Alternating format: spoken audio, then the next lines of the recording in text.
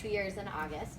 I have been a coach for 2 years in February, and so I'm still new to the business. Getting to know everything, you're not going to know everything all the time, and you're going to have to keep learning and keep watching videos, keep learning from top coaches and way people do the things that they do.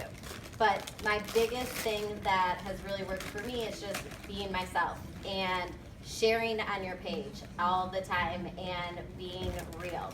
So when you're posting in your challenge groups, and whether it's a free group or a paid group, are you posting and showing your Shakeology and just saying, you know, here's me with my Shakeology, or are you sharing what's in Shakeology and the benefits that you're feeling from Shakeology? Last week I shared a picture of because my nails grow so much better from Shakeology.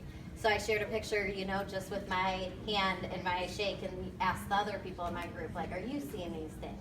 There was someone in one of my groups who she ate French fries all the time, and she realized after she had been drinking Shakeology for a long time, it was like 9 months, she realized that she was not really craving French fries anymore.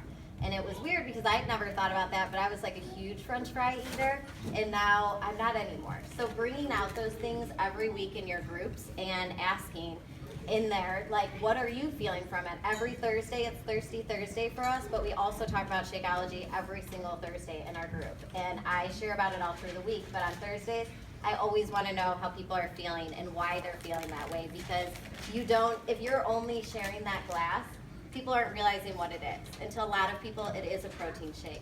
Like he said, there's a lot of people that still don't know what Beachbody is. When I first started, I graduated, I had my daughter, that's my daughter and my fiance, but I had my daughter, and I had kind of gotten lost a little along the way, and I went back to college, finished up college. I was a single mom, and I was bartending.